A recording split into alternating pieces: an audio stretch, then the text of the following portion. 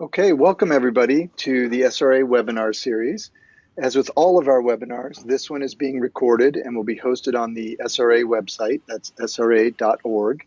You must be a member to view the past recordings, but it's just one of our many, many benefits. So please take a look at our webpage if you're not a member and think about joining. If you have any questions during the webinar, you may enter them into your control panel questions box. So take a second to find that. And then please also take a moment now to find the chat function in your control panel. Our presenter, John, will be using that throughout the webinar to get feedback and interaction today.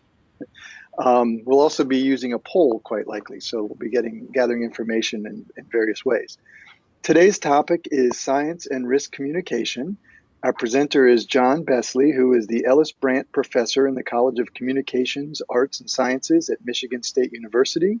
He is an international expert on public opinion and science and risk communication. With that, I'm going to turn it over to you, John. Great, thanks.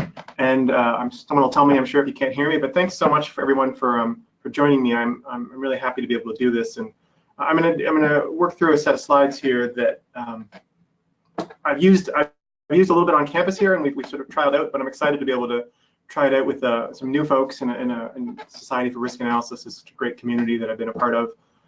I don't know, quite a few years now, since I was a PhD student with Catherine McComas. So I'm really happy to be able to share this talk. I'm going to introduce myself. So one thing though, I'm going to launch a poll as I introduce myself, and it's just going to ask you, and I'm just launching it now. And hopefully, what it's showing you is a set of questions about what your field is, and that's just for me to help me get a sense of who I'm talking to today. I looked at the list that Brett had for signing up, and I recognized a few names, but there's lots of folks there, and thank you for those who know me and still signed up. But just give me a sense of who's there.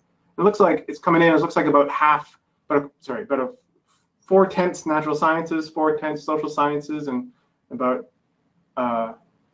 well, yeah, 2/5. Yeah, all right, it's coming in. See how it's going. Yeah, so just I'll introduce myself as that finishes up. So I'm here in the College of Communication, Arts, and Sciences. Traditionally, when I was studying with Catherine back at Cornell, back a while back now, I was studying public perceptions of science and public opinion about various risks, whether anything people would be afraid of. At that time, there was a lot of work on genetic engineering and then some nuclear energy stuff. And so I was doing research around public opinion about science. I also more recently have starting about 2014, I started working for the National Science Board, helping to write a chapter that comes out every couple of years on public opinion and public attitudes about science in the US and around the world. And so I have that side of the public opinion about science bit. Starting also about 2012, which is about the time that I moved to Michigan State, I also started studying scientists' views about the public. So not public opinion about science, but scientists' opinions about the public, and particularly public engagement. And a lot of what I'm going to talk about today comes from that work. And that's seen us do a lot of surveys with scientists about how they're thinking about public engagement or science communication, risk communication, as well as interviews with trainers and people at scientific societies. And so a lot of what I'm going to talk about today comes out of that. I'm going to share the survey here. Let's see, so I have to close it, and you guys can still see that. I'm going to share it. So that looks like what we're about. So we're about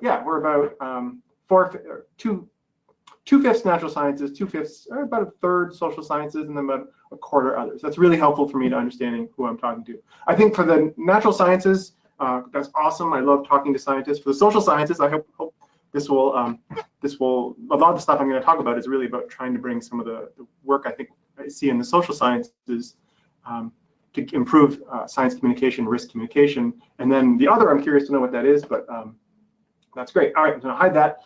So yeah, so we're working on different aspects of training. And so usually when I start these talks, the first question that I think in a strategic communication perspective, and I was saying when I switched to MSU, not only did I switch to starting to spend some time studying scientists' views about the public, I've also switched to I'm in a position of strategic strategic communication department. I'm in a department of advertising and public relations. And that also switched how I think about this. I do spend a lot of time now visiting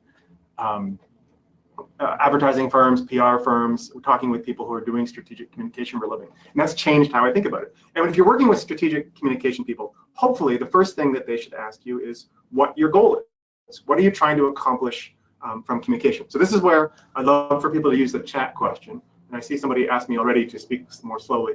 I will try. Oh, it's Brett, actually. And so I'd love for people to use the chat function to just type in what you think your goal is for risk communication. If you spend resources doing risk communication or science communication, what's your goal? What are you trying to accomplish? Let's see if people can start typing some stuff in there. And I should warn as you type stuff in, watching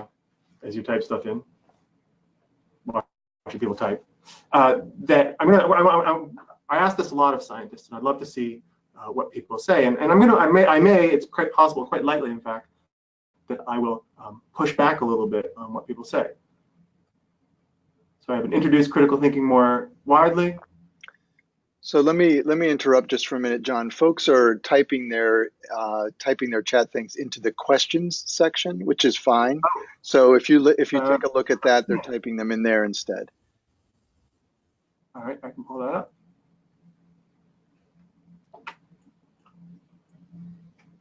Do you see that, or would you like me to? No, I can see it. I just have to get it expanded a bit. Yeah. Please talk a bit slower. Introduce critical thinking. Goal: translate health risk, layman terms.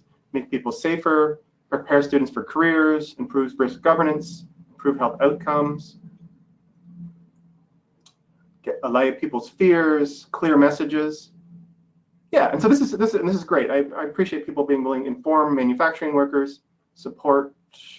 What do we got there?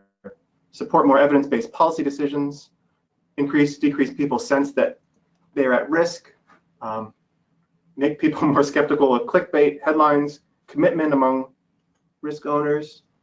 Excellent. So this is great. So this is normal. And so one of the things I'm going to push back, particularly on folks who said that their goal was, and this I think usually about half folks, people who say that their goal is to get people to know something, to stem misinformation or to get specific pieces of information out, to increase science literacy, increase risk literacy. That's sort of the most common thing we see. We see this when we do surveys of scientists. We see this when we sort of interact. And so for the pushback I want to do, and it's the most, hopefully the gentlest pushback, is the pushback and say, would you be happy if you only made somebody more aware of some new piece of evidence, or you only increase a little bit of people's science literacy, if you only maybe increase people's interest in a topic, would that make you happy? And I think most of the time, sometimes people say, yeah, I'd be totally happy with that, and that's okay. But I think if you really push people a lot, what I usually find is that they wouldn't be happy with that if that were to happen. And so, in a sense, that knowledge and interest aren't their actual goals. There's something what I'm going to talk about primarily through this talk is about communication objectives. And I think of knowledge, interest, awareness, those things as being potential communication objectives, things that you could achieve directly through communication. But the goals, I think, are a little bit different. And I want to talk a little bit about goals. And so for me, goals are almost always behaviors. And a lot of what I saw folks enter in there were behaviors. And that's awesome, because that's the first thing, is really being clear about what behavior you want. If you really think about it, there's only a few, I think, different types of behaviors. The most obvious ones are, I think a lot of the work that a lot of us do is around getting people to support particular policies. Sometimes there's a little bit different, which is getting people to not oppose a policy. I often think of this in the case of genetic engineering, where I don't know that people need everyone to be out there and signing letters in support of genetic engineering. I think probably we'd be happy, a lot of people would be happy if they just didn't oppose it. And so there's sort of a policy type of behavior, or pseudo behavior. Sometimes there actually are behaviors, particularly my friends and colleagues who do stuff around health communication and environmental communication. It's getting people to drink less, smoke less, buy a more fuel efficient car, but they're behaviors, they're things that we want people to do. To me, those are, if you can set and figure out what your goals are in terms of behavior. I noticed somebody mentioned get kids to choose a science career. That's perfect. That's a very clear goal. I want people to make this decision. And if you think and be more clear about that, it sets up the whole communication process being a lot easier. It's another type of, and sort of it's related to policy support, but a little different, which is just a general sense of legitimacy in the decision-making process as a goal. I really love the literature on procedural fairness, and so that's a goal that I'm particularly fond of. It's not, I don't need you to support a specific policy or just generally using science and policy, but I want people to accept, even if they don't necessarily support a decision, but that they can accept it and go on to continue the discussion.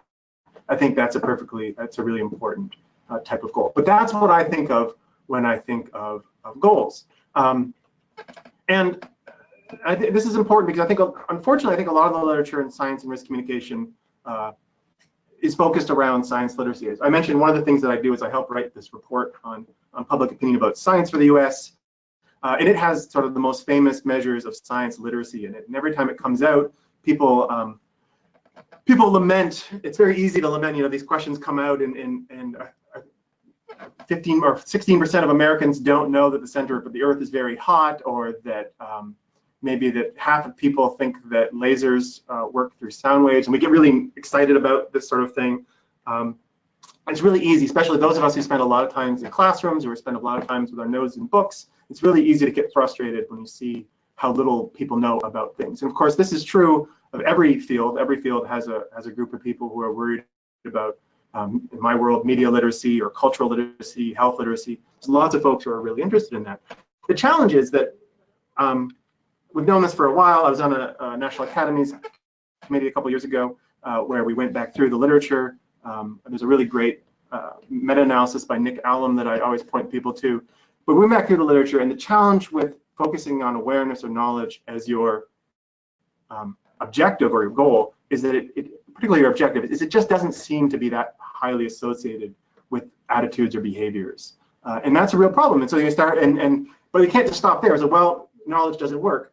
And of course, we know this in the risk world. Of course, we know through Paul Slovik's work and all his colleagues that people don't look at risks in terms of, you know, the probability and the potential harm. They use the sort of these intuitive judgments around, does it seem dreadful? Does it seem novel? I think a lot of us who are in the risk world have seen this particular chart about 1 million times. And I'm not even saying that, I'm talking about all the things I'm not doing. I'll get very shortly to what I'm going to argue in favor of.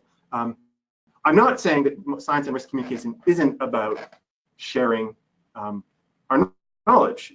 To my mind, that's the invitation. That's why people invite people who have specialized knowledge into the room. That gets us to the table. It's always going to be a key part of what we do. Sharing our knowledge is super important. And I'm not in any way in any of this arguing that we shouldn't focus on helping people understand the science. But it's not the only thing we're going to do. And I'm going to talk about, and just very briefly, some of the other things that we can do. And I think the other thing that I want to sort of preface what I'm saying is that I'm not, I spent a lot of time reading the literature or reading books, for example, on science communication. And most of them focus around being really clear, telling really good stories, not using jargon. And those things are great. I'm not going to focus on those very much today. I'll mention them in passing, I think, in a couple places. But that's not, to me, what science and risk communication is about. In fact, there's lots of good books if you want to do that sort of thing. But I think there isn't a really good book on what the things I want to talk about today. And it's not what people, so this is my building, and the things about being clear, things about telling stories, those aren't typically what the 100 faculty in I have one of the biggest colleges of communication, arts, and sciences. It's not what most of the people in this building spend their time studying, especially the quantitative researchers. And instead, I think what most of us spend our time studying is some aspect of how do we change, in a communication college, how do we change attitudes? And particularly, and I'm going to actually talk mostly about beliefs. And so beliefs to me are an easy way to think about what we might achieve through science and risk communication. But attitudes are some combination of beliefs and the evaluation of those beliefs. And it turns out there's more, and beliefs about knowledge, factual knowledge, does the Earth go around the sun? That's a belief. And if you have the correct belief, you might think of that as being knowledge, a correct belief being knowledge. But there's so many more beliefs that you might have that might be important to how people make sense of science and risk. And so my favorite set of, so we're going to dive into what I think we should communicate, other options. If you're being a strategic communicator and we want to achieve our goals, there are other objectives beyond knowledge, awareness, and interest that we can focus on. And so my favorite ones, the ones that I started studying with Catherine, all sort of focus around around trust in some. But the trouble with trust is that trust, if I say communicate trust, that's a little bit vague. And that has to do with if you've ever been sort of gotten into the literature on trust. Hopefully what you see is that our trust is this actually a multi-dimensional thing. It's really hard to identify what exactly it is. But I'm going to suggest, so in this case, that if we think about it from a communication perspective, there are beliefs that we can choose to communicate. For example, about, so do you perceive me as being caring and honest? Do you perceive me as being willing to listen and open? Do you think I'm like you? Do you think I'm competent? Those are all beliefs. I believe that you are caring and honest. I believe that you're listening to me. I believe that you're not that different than me. And the nice thing about focusing on those types of beliefs is objectives. That my objective is to get you to think of me in a certain way, is that they start setting up very quickly. So if those are our objectives, they start setting us up very quickly for, well, what are the tactics? What are the things that I could do or say to get you to believe that I'm caring? So for example, the picture is a person smiling. It matters in your communication if you can make a choice. And so you can make a choice. Do you smile? Do you not smile? You can make a choice to tell people, for example, about what motivates you to do your research. If you're doing your research to make the world a better place, you can tell people that. Now, the challenge with this, and the reason that communication can be really tricky, is that let's say that you only have 60 minutes. How much of your time do you want to spend focused on beliefs related to caring or honesty? That means if you want to make sure that people know why you're doing your things, which might affect their beliefs in your honesty, you need to devote time to that. This is particularly true if you want people to perceive that you're listening and open to hearing from others. If that's true, maybe it means you have 60 minutes, but maybe that means you set aside 30 minutes to question and answer and discussion and that sort of thing. But it's a choice that you have to make. The strategic approach is about making that choice to set aside time to make sure that people believe that you are listening. Now, the ethical side of this is, of course, that you can't do that if it's not true.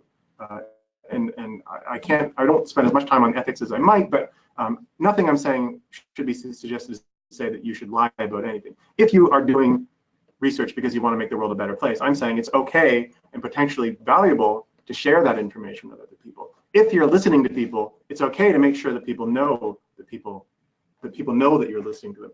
If you come from their community, if you're similar to them, if you think you're worried about things that are the same type of things they're worrying about, it's okay to share those things. But it does take time. It takes time away from that you can't then spend talking about other things. And this set of 4 or 5, if you unpack caring and honest, that particular set of objectives, I think of those as being particularly useful in cases where your goals are associated with policy. If you want people to support a specific policy, if you want to be perceived as a legitimate decision maker, people need to believe these things. And if you believe that people need to believe these things, you probably want to devote some time or some resources to making sure that people believe those things, in addition to sharing your knowledge. And if you don't, and the one other thing is, you can't not communicate these things is one of the problems, right? So if you choose not to make decisions that make it seem like you're honest, or if you choose not to show that you're open and willing to listen, it's possible that people will perceive that you're not willing to listen. It's possible that people will believe that you don't care about them, or you're dishonest. And so you're going to communicate in a way that affects these outcomes no matter what you do. And so sometimes I would argue that it's worth thinking about making those objectives, or science strategic objectives, that you seek to achieve on purpose. The competence one, that's actually one of the ones where I think the scientific community does pretty well on the competence side. But again, we can make all kinds of decisions about how much time do we put in preparing for a slideshow, decisions about what we wear, decisions about I think my title slide had my university on it in my office. I'm wearing a collar. We can make decisions that affect the degree to which people perceive us as more or less competent. And to me, those are all communication choices that we may want to make and are important, I would argue, to risk communication. There's another set of beliefs that are also important, and these are the beliefs that I think come out of the literature on behavior change. Particularly, so if you want people to do individual behaviors, these are the sets of beliefs, and these are part of the theory of planned behavior. They're also part of what's called the integrated behavioral model. The integrated behavioral model brings a whole bunch of different models together and sort of tries to figure out what consolidate across all the behavior change models. But again, these are all beliefs that if we want people to believe them, we have to integrate into our communication. We have to take some of our 60 minutes or 600 words and devote words to saying, all right, here are the risks, here are the benefits. In a way, the risks and benefits, to me, that's the least. We all know that we can communicate risks and benefits. If you look at most of the training, and they say, if they do get into the question of what you should say, rather than just not speaking clearly, in addition to you should speak clearly, what should you speak clearly about? It's almost always risks and benefits. You should talk about the risks of something, or you should talk about the benefits of something. And I think that's pretty clear. The picture is of Top Gear because they're really talking about the risks and benefits of various cars. And I think that's a really, I think when I think of the messages that I've designed, there's always a little bit devoted to those things. There's also, I think sometimes we also have a message, we can do beliefs about norms. I remember when I think about this work I was doing at the University of South Carolina, which was my first faculty gig, we were in this environmental dorm and we were asking people about environmental attitudes, what do they think about the environment? And everybody loved the environment. But then we asked them, well, what do you think your friends think about the environment? And they had no idea. And so if we want people to know what norms are, we have to communicate those. There's at least a couple types of norms. There's, or maybe 3, there's descriptive norms. What do you think other people are doing? What do you think? Do you think other people are smoking? Do you think other people are drinking a lot? It's a big thing on campus. Campaigns around, getting people to realize that not every student is out drinking every night. Also norms, subjective norms. What do you think your friends want you to do?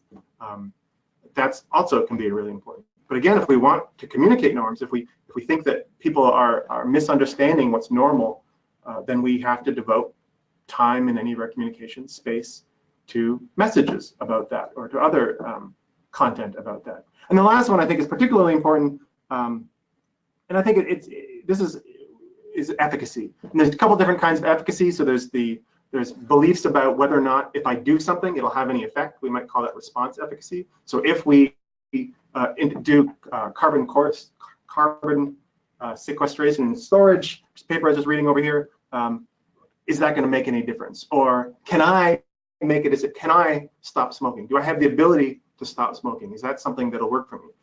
And so those are messages about efficacy. Again, you have to build those things in. You see that a lot in smoking campaigns, where now it's, you can quit smoking, we can help. And if you do quit smoking, you're going to feel a lot better pretty soon. I think that's, again, these are all beliefs. These are a set of 3 types of beliefs that we can build into our communication if we choose to, if we think it's important.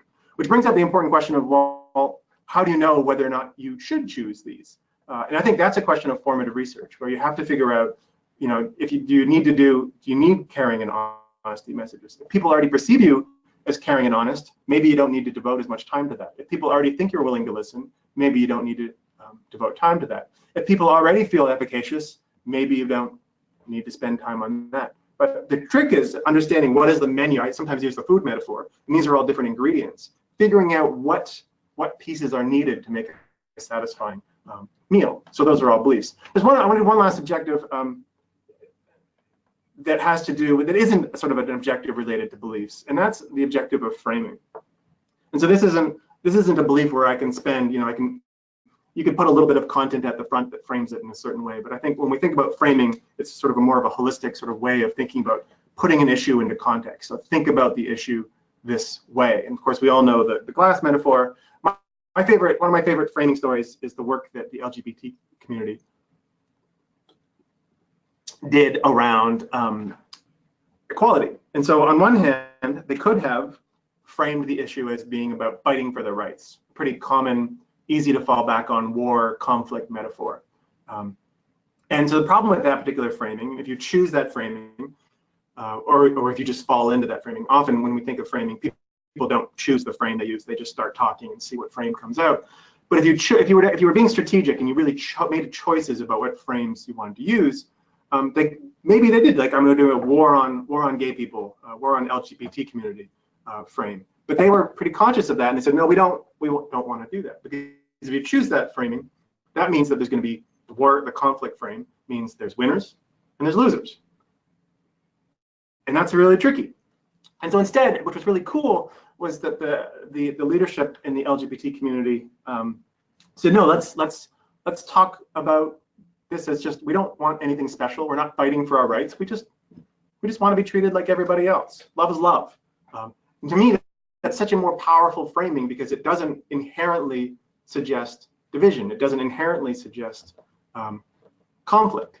It makes it much harder to argue. To me, it seems almost impossible to argue against love is love. Now, if you're saying fighting for my rights, now we say, well, we can get into different arguments. And of course, in the science communication world, we do this all the time. We love to talk about the war on science. We love to frame it as an issue of us versus other people. And so to me, the strategic thing is about making choices to recognize that if we make those choices, it has consequences. It has consequences to call somebody an idiot because they happen to go to church on Sunday. There's consequences to the choice of calling people idiots because of the health choices they make. Even if you feel it in your heart, the strategic thing is to say, well, I don't think, even if I feel it, I don't have to say it out loud necessarily if I'm being strategic. So we have to think about every choice we make. We have to well, two things. We have to make our choices and figure out what choices are available to us. But we also have to make the choice and figure out what's going to have the impact that we want it to have. And of course, you can't do everything. You can't choose every. You can't. If you have 600 words, if you have 600 words, if you have 60 minutes, you can't stick in every little objective and hope to get everything. You want to be figuring out what things to get in there, what pieces are going to make the most difference. And now my goal was here to get through this in about as always, I speak a little quickly, or through in about half an hour. But that's sort of the overall picture: is we have communication objectives, things we can choose to do. Those are the things to me that are all about, those are direct outcomes of communication messages. Now, when I think about tactics, I said I wasn't going to talk a lot about tactics, but I just want to mention what I mean by tactics. So there's the words we say. Those are communication tactics. I can tell you what I've done to make sure that I'm honest. I can tell you why I do my research to make sure that you perceive me as caring. I can tell you how I've listened in the past, how I'm going to listen in the future, and I can do behaviors that make it clear that I'm listening right now. Although no one's putting any things into the chat menu. I can talk about how I'm similar. I can dress in ways that make me seem as similar. Those are all things that directly, and if we get the right set of objectives for any given context, the hope is that it's going to help us achieve our goals. So there's the words, there's the behaviors, there's also choices about channels, right? One of the things, if you go back to the goals thing, one of the things I should have mentioned is that goals are typically audience specific. So I want to change this thing, objectives are typically, or goals and objectives are both audience specific. I want this community, this group of people to believe that I'm honest. I want this group of people to know that I'm listening to them. And so that's where choices about channels, tactics around channels. Do I do stuff on social media? Do I do face-to-face? Do I do a dialogue event? Do I do whatever it is? The choice. It's also the channel of the speaker. Do I choose this speaker or that speaker? All those choices, those can affect the degree to which you are successful in achieving your communication objectives. And then, of course, there's tone. I have a great PhD student who's now at Northern Illinois who is working on, for example, aggressive communication. The idea that if you don't believe in climate change, I call you a moron and hope for the best. So tone or style. Am I angry? And one thing I didn't do as much in this as I could have, and we're sort of building out a new version with emotions as another, getting people to feel fear, disgust, all those types of emotions also can be built into this sort of thing. But those are the types, when I think of tactics, choices about, where do I do a meeting? How do I do a meeting? How do I build a video? What's in the video? Those are all, to me, key questions for it. But those questions don't come up until you figured out what objectives you're trying to achieve. And then, so as I finish up here and we get to questions and discussion, I can't emphasize enough that communication isn't deterministic, right? When I think of like using a message, I think of, increasing the odds that somebody that somebody's beliefs will change a little bit. I'm not going to change your beliefs entirely. I might change something a little bit here, change something a little bit, and over time and across the population, I hope for changes. There's no magical silver bullet that's going to just get people to, everybody's going to believe in vaccines. Everybody's going to be fine with genetic engineering and nuclear energy. That's not how it's going to happen. It's going to be one sort of belief consideration in somebody's head at a time. And there's going to be people in communication, you have to recognize there are going to be people that you just can't get to Mr. Burns. He's not going to change his mind. My fear, if I go back to the tone thing, my fear is always that we spend all our time focused on either people who already love us and are already on our side. A lot of science communication is focused on people who don't need it, or we spend our time fighting with trolls, and we forget that when we're attacking the trolls, the people in the middle who haven't decided yet, they're watching us. They're seeing that, and they see us be jerks. They see us do these things, and I worry that can have negative effects. And so I really worry about being really clear when we have goals, when we have objectives, who it's for, and thinking about who are the people that I really need or want to reach, that I want to change. And the other thing, and the last one is that, and it relates to the silver bullets, good communication takes time. It takes, if one scientist is out just being mean to everybody, that affects all of us. If one scientist is out there saying silly things and being a jerk, it affects all of us. And also, if you think about a campaign type of context, messages work better if groups of people are using the same people are playing from the same playbook, if people are using the same sort of types of messages, following the same strategy. It wouldn't make sense for a company to have everybody out saying whatever they want to say. But in the academic world in particular, we're all sort of our own independent actors, and we all go out and do our own activities. I sometimes worry that a lot of our communication isn't coordinated. I'm not sure who should do the coordination. This is a conversation we're having with scientific societies in particular, about helping people not only have opportunities to communicate, but think about what as a community we want to say. I think that's an important part of being strategic. And then the last thing I want to say is I focused, and this is an ethics thing too, I focused this whole talk around shaping beliefs in other people. And I feel really bad about that. The way I justify it to myself is that I also think that any good communicator has to be willing to change their own beliefs. They have to change their own. If you go back to the beliefs that matter to me, I have to be willing to change my own beliefs about the degree to which the people I'm talking to are honest, the people that I'm talking to are willing to listen to me, that they're competent, that the people in my community, the people I'm communicating with, I can't see them as idiots. So I also think that on one hand, I'm talking about things that I can do. As a strategic communicator, I'm looking for opportunities. What can I say, do, processes I can put in place? At the same time, though, I think an ethical side is you have to be open to changing all your own beliefs, and that makes it sort of more of a two-way thing. And so I'm going to stop there and hope that people are able to do chat questions, and that we can dive into stuff. Because I know when I've done this here on campus and other places, there's usually pretty good discussion. And so we'll start. I'm monitoring both the question things and the chat section. So there's a list of some research. We've done lots of research around, as people want to start typing any questions, we've done lots of research around what do scientists think about these objectives? What do trainers think about these objectives? What kind of things might you have to do if you wanted to encourage scientists to adopt some of these objectives? That's what a lot of our work is. And this is terrible. I can't emphasize enough. All this work with Anthony Dudo and Shupei Yuan, is a graduate student who's now at Northern Illinois. But Anthony and I have been working on this now for 5, 6, 7 years now.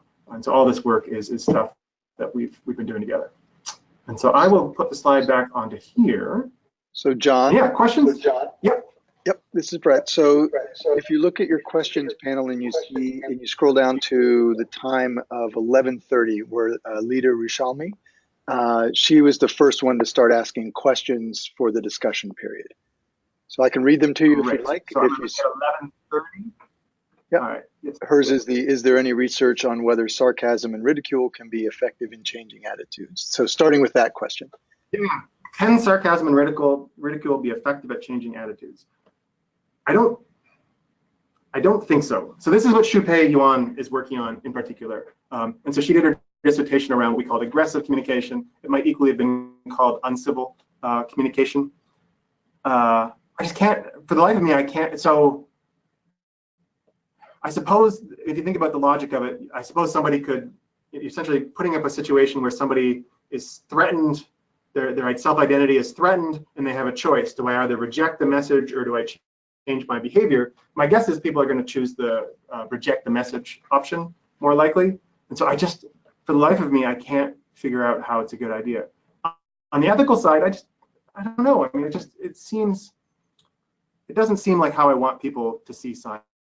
Sometimes people give the example of, well, there was a recent political candidate and now politician, or a political who is very aggressive and very mean. It's like, well, how does that work for him?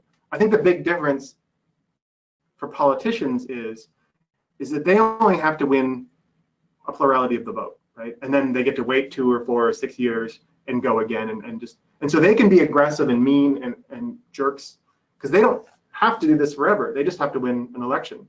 For the science risk community, if we destroy our reputation for short-term gains, I think that makes it really hard going forward. And so I think we have to think of ourselves more like an institution where we're in it for the long term, and so that making choices that might feel good or help a little bit in the short term might hurt us in the long term. I hope that's good. When does a member of the general public become a stakeholder? So I think so in the public relations literature, there's a big discussion of this, and I think they talk about sort of people who are explicit stakeholders and then latent ones that could become stakeholders. I think people are stakeholders when they say they are, but they also have to worry about people coming into something potentially late. I often see people who are complaining that, oh, why weren't you at the first meeting? Well, they weren't, and you can be mean about that, or you can take what you got. I think sometimes I think of communication research as communication as a field as sort of taking people as they are and doing the best you can from that. I'm just going to scan questions here. Brett, I don't know if you're able to consolidate questions. If there's ones that are coming from multiple people.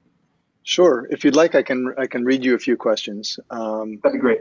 Yep. So I'm going to throw this one out there so that you can, since it's along the same vein. So this one's from Peter Sandman. It says, can hostile communication help build solidarity with people who share the hostility? And is this honorable? For example, is it okay to encourage undecided people to vaccinate their kids by trashing anti-vax parents? Interesting. So I have a philosopher friend on campus, an applied philosopher, who I've been trying to get to help me with this stuff. I am not an ethics professor, of course, and I can't for the life of me imagine how that would be honorable. But there's no question that in-group communication can be effective. And so when Shupe does her aggressive stuff, when you're aggressive, and we use vaccine in some of those experiments, the people who already agree with you think it's great. And so I sometimes think of this as like there's the speech you give or the message you send to raise money to the people who are already supporting you no matter what, and you're just trying to raise money. And I think aggressive communication works great to raise money. But we don't live in a world where I think people still see, people who you're not raising money from potentially see that. And so I just think it's a really dangerous thing. And I haven't seen any evidence.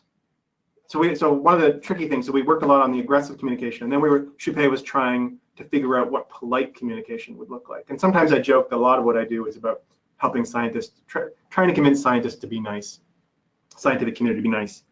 And it seems like polite communication works almost as well, even for people who are on your side already. I don't think there's a danger to being polite. Shupe is convinced there is, though. We're going to keep looking at this. So this whole discussion started with Shupe because her argument was that as a professor, I could be aggressive and that was expected and that was a power thing. And there is literature around power that suggests that powerful speech is good. And so I think it's an open question. I just think it's kind of it's kind of playing with fire until we're really sure. And I think too often we do it. I'd be really curious to know the degree to which we do our aggressive, sarcastic, mean communication on purpose versus we just do it because it's what feels right, feels good, feels cathartic for ourselves. If you do the research and you find that it works and you can square it ethically, maybe it's okay. But for me, the big question is, are you doing it on purpose? Did you choose to do that? Or are you just doing it because for some other, it's just because you let it happen and you didn't prevent yourself? Great. So What else? here's another question. This one's from Lindsay Williams. It says, how might you convey this type of message to government regulators or other decision makers who are running public participation processes that may be exacerbating distrust in science due to a potential lack of procedural fairness or views as caring and honest? So this is where my work with Catherine McComas started. Because I think, so the literature on procedural justice, and so Catherine McComas and I and Mike Segrist did a little bit of work, and his group did a bit of work on this, is I think that the key, I hope, an area where I think there needs to be research is showing that it's worth spending resources on good process. And so I think it's a matter of, if I think about the types of objectives, so that means if I think of my, if I use my sort of strategic approach, I think of the regulators as being my audience, and I want them to do a behavior, which is put resources into quality engagement. Well, I need to figure out, they need to believe that it's efficacious, right? They need to believe that it's going to work, they can do it, and it'll work. So I think, and so part of that is building up an evidence base to show, and I think we have a fairly good evidence base, but there's things, and maybe it's showing that their colleagues in other places are doing it. Maybe it's a social norms thing. I don't know, but I think that's a campaign in itself, is how do you get this group of people to do this behavior, which is put resources into quality engagement. excellent. I think the evidence base is there, and I think a lot of the work that we're doing is about trying to make that argument to decision makers. I think of this at the local level too. How many local public meetings have I been to where people do sort of lip service public participation? Like, does anybody have any questions? But they're not interested. They don't. I mean, I think you have, if you really care about procedural fairness, if you really care about being strategic, you have to do it. You have to do it properly. But it's a campaign. It's a campaign. I think efficacy message. If I had to guess, efficacy messages and probably some norms messages would be where I would go. So I'm going to combine two questions here. Sure. So the first one is from Davinia Reese, and it says, would knowing your audience when giving talks to a group help change your tactics? And I'm going to put that in the same category as this question from Natalie Travis, which says, do you have any advice on communicating with the public on an emerging situation with conflicting science data? So, Frederick, can you read the first one again? Sure. So the first one was, would knowing your audience when giving talks to a group help change your tactics? And then the second one was about communicating with the public on an emerging situation when there's conflicting science data. So using the public as an example of knowing your audience.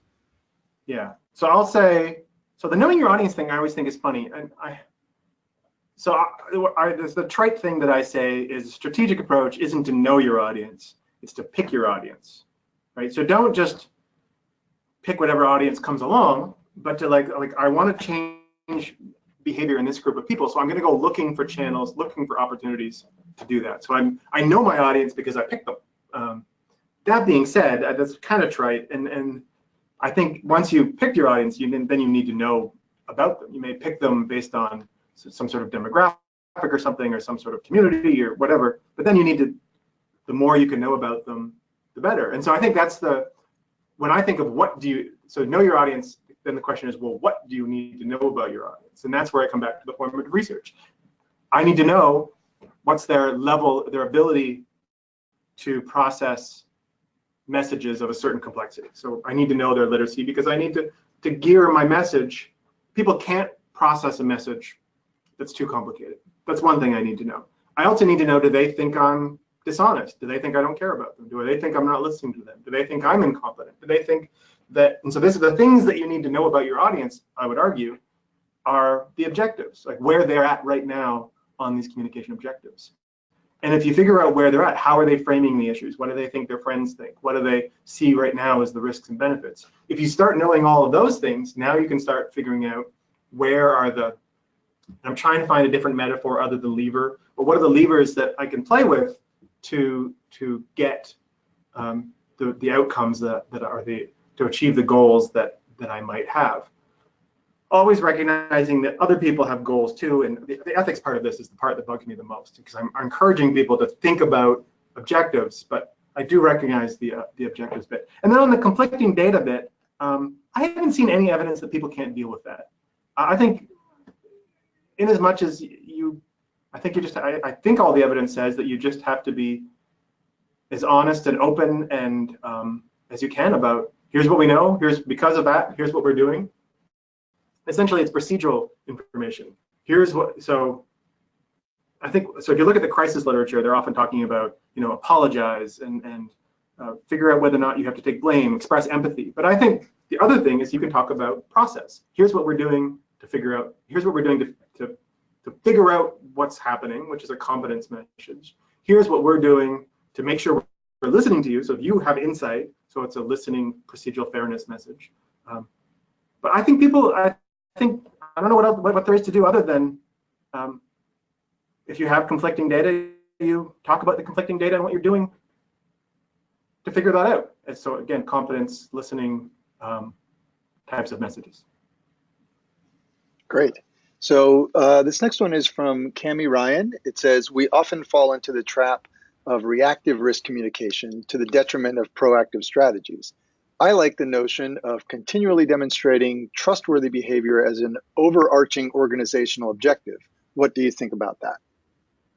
Yes, and I think so. Where I think the literature that has that really nice is the essentially the community relations literature. We're looking for other we're looking for models. I mean, that's what the community relations literature, which is from business schools, a little bit public relations, is all about. It's about making sure that. So sometimes I talk about there's a goal, which is I've gotten in trouble for talking about, which is I want nothing to happen, right? My goal, if I have a factory, my goal is to go on operating the factory, right? I don't need the people, the fence line communities, the people around that factory. I don't need them to love me. I don't need them to support me. I don't need them to send me balloons, but I need them to let me go on operating that factory. And I got in trouble once because, like, well, you're saying hide things. Like, no, I'm not saying hide things. I'm saying make sure that you have all the relationships you need to have so that if problems start to creep up, you find out about them right away. And yeah, which means that's what community relations people do, right? They have relationships with everybody. They make sure that they know about the warmth and honesty and listening and competence and how that the people at the community are similar. And so you're building those things all the time. I think and sometimes I go to the Society for Risk Analysis meetings and I hear people say really mean things about public relations, which is totally fine. I probably used to do it too before I became a department in public relations, but fundamentally that's what good, not bad, but there's terrible public relations people, just like there are terrible everything. But that's what really good public relations is. It's building, they call it relationships, but it's trust. If you look at how the public relations industry measures what they define as relationships, it's different aspects of trust. And so that's so going back to the choices and resources, you have to put resources into that. You can't, if that means you have to spend time, money, people hours, having lunches, having talks, going to talk with people, and that's not easy to do when your research budgets are stretched or you're worried about other things. But to me, that's the core of good PR, community relations, all sort of this type of communication. Great. What else? Next one from Kelly Murphy. It says, do you have any comments on communicating risk to people who base decisions on safety and danger on past experiences? For example, these people may have the perspective, quote, I've always done this activity with this associated risk with no negative consequences. Yeah. So what do I think about that? So the super long version of this talk gets into processing. And so if you think about how people have beliefs, right?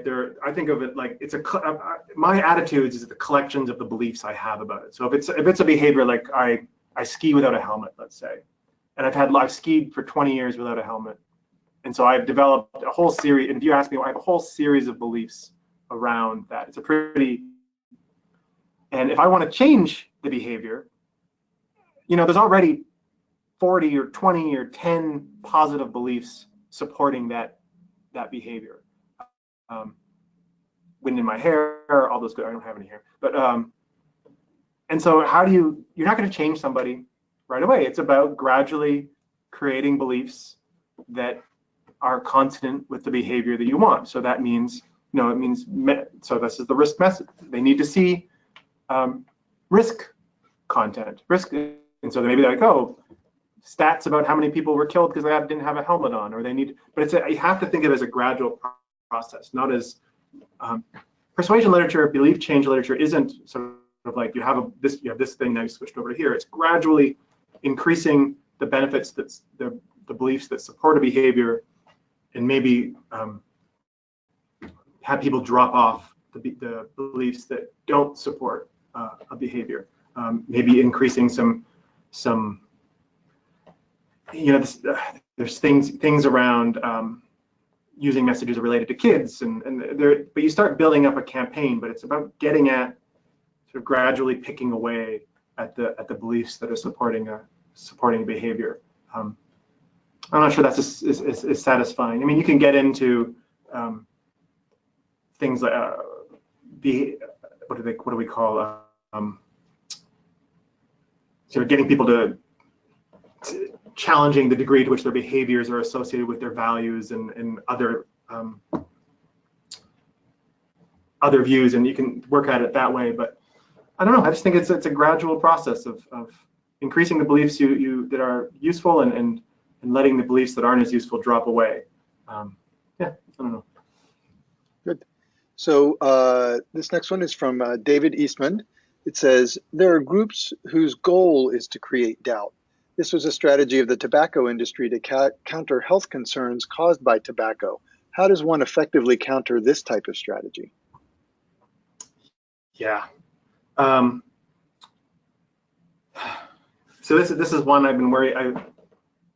So on one hand, from the strategic point of view, I can only control the things that I can control, right? I can make sure that I'm getting out the beliefs, the messages that I need to get out. I can't keep them. There's not ways to stop them from doing that. So there, I don't know, the literature right now around used to be inoculation, where you got out ahead of things and created beliefs before that things were able to do that. I think that literature is a little bit in question now, but I think there's still some value of making sure that if that has the potential of happening, that you get the you're there early and often. So this is where I do wonder about. So the Truth Campaign, for example, around tobacco, the approach they took is it's a fairly they know that people already think smoking is bad. They know that social norms and so are bad, but they think that they have an insight that if you attack the industry itself, so essentially, what do we got? So what would it be? So attacking the caring honesty of industry, that's going to be a good message, and I think you have to do that in a way that's doesn't hurt yourself.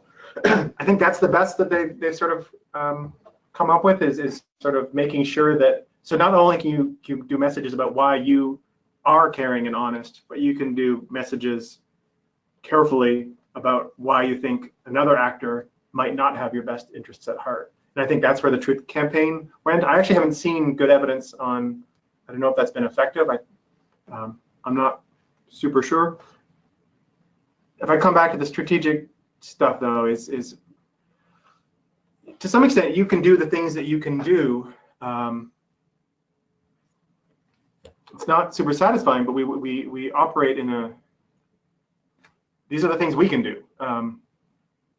And the actor, the behavior, the beliefs that other actors are trying to propagate, we can think of those as being, well, what, go back to the audience question, the things we need to know about our audience. We need to know if those things are sticking. If messages that are coming out of those audiences are sticking, then maybe we need to focus it around there. I think actually, I should say something about framing here. I think the tobacco stuff around framing, and there's a great, those are interested in framing. I can't emphasize the Framework Institute. They won a MacArthur a couple years ago. They're always producing wonderful reports on how to reframe various issues. And so the tobacco, local smoking stuff, I mean, the way it was typically framed as being about freedom of choice, and it's a very powerful way of framing the whole debate. The smoking ordinance people started to win when they framed it as being about kids' health. If you made the whole issue around kids' health. But sometimes there are ways to reframe issues that make it really hard. And the LGBT community, I think, again, that's another still a great example for me of how careful framing of an issue makes it really hard for bad actors to make progress. But that's the hard thing. I mean, that is hard. What Okay. else? Oh, we got a couple minutes. One more question. Yep. So we're gonna let Peter. People want to ask more questions. We're going to let Peter Sandman have the last question here. So it says, which is generally a better investment, aiming for stronger support or aiming for weaker opposition regarding climate change, for example, or vaccination, GMOs, etc.? I have no idea. Does anybody know that? That's a good question. I've often wondered. I've been wondering about this and just looking at the literature on, like, do the same variable, does caring work the same way for creating support that it works for avoiding opposition? I think the literature could be a lot better about what our goals are in the studies that we have. I would love to know that question. I think that's just better investment, aiming for stronger support or aiming for weaker opposition. That's a great question. I would be surprised if there's any good evidence on it. So for weaker opposition, that's a good way to frame it. Weaker opposition. I don't know. I wish I knew. Sorry, Peter. I'm trying to stump. That's a great question. It's a great question. And now I'm thinking about how would you test that, and I think that's the fun thing about this world, is that those are the types of questions we need to figure out as a community of scholars. And so we're up at the time, I guess. I'm happy to stay on if people have more questions, but I totally recognize people need to go and eat their lunch and that kind of good thing. I think we got the sense of the questions. I did combine a few, but I think we got the majority of them. And I wanted to say thank you again before people do start to drop off. Thank you again, John, for a fantastic webinar and for taking the time to do this. It's really informative and really helpful. And a reminder that this one and all of our webinars are on the SRA webpage for members as videos. So they're really good. Did you have anything else you wanted to say? Of course, I go to SRA every year, and I'm always happy to talk about this with folks. And I'm pretty easy to find, and these are things that I love to spend time talk about. So I hope people won't be shy if they want to talk about these things some more.